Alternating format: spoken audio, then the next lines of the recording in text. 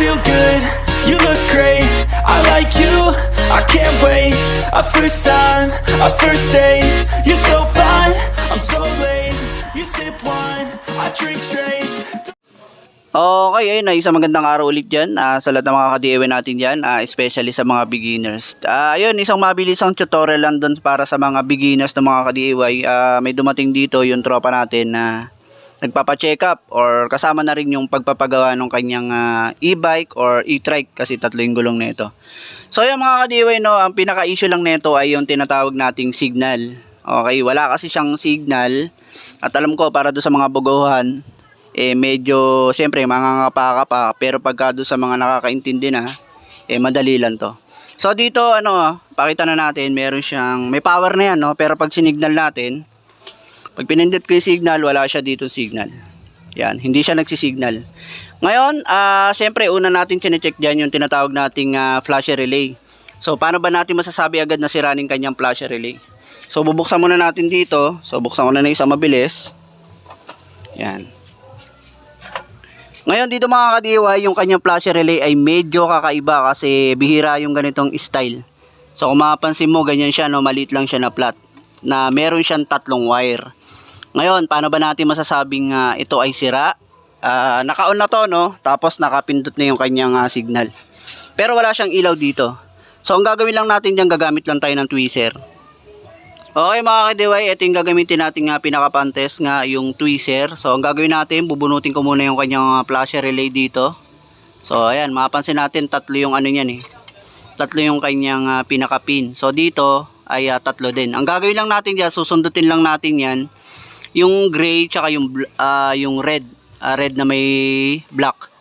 So tatlo yan, pero ang susundutin natin diyan, gray tsaka red. Okay? So gawin ko lang na isa mabilis. Okay, ayun na nga, no, nasundot na natin yung gray at tsaka yung red. And then tatry na natin pindutin yung kanyang signal. So ayan, napansin nyo mga ka-DIY, meron siyang ilaw. Pero hindi siya namamatay kasi hindi naman to flasher relay. So pantest lang natin yan. Yan. So ang ginawa natin dyan, dahil napatunayan nga natin sira yung kanyang flasher relay, medyo kakaiba kasi ito mga ka-DIY. So pinabili natin siya sa motor shop kasi ito ay 12 volts. At ito nga ngayon yung pinabili natin sa kanya. Ngayon ang magiging natin dito, magre-rewiring kasi tayo dito. Kasi kung titingnan nyo, iba kasi yung saksakan nito. So kukumpara mo naman dito, iba. Tapos tatlo pa siya. So dito dalawa na lang kasi, dalawa. Yan. Ngayon, ang paglalagyan mo lang dito para mabilis mong makuha, etong letter B, itong baba na to, ito letter B yan. Dito mo yan ikakabit sa may red. Yan, dyan sa may red. At tapos etong nasa taas, yung letter L yan etong nasa taas. Yan naman yung papunta dito sa gray. So ayan ikakabit ko na lang na isang mabilis mga ka-DIY. Okay mga ka-DIY, nilagyan na natin siya ng wire tsaka siyempre nung socket. So kung mapapansin nyo rito, dalawa na lang yung kanyang socket.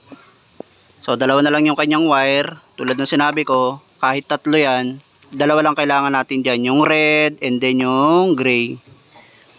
So ayan, sasaksak na natin. Kaya lang At yan, nakasaksak na mga ka-DIY. And then subukan na natin yung kanyang signal. Bola lang yan. So ayan mga ka-DIY, meron pa siyang sounds. Ayun. Kabila. Yan. So okay, ayun nakita natin mga ka-DIY kung paano magpalit. Yung tatlo, gagawin lang nating dalawa. So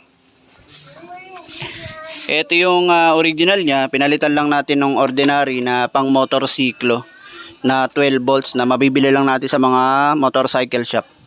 Okay, ayun, ang ganda na lang mga ka-DIY at okay na, may signal na siya at ikakabit na lang natin sa mabilis yan. At hanggang doon na lang, thank you.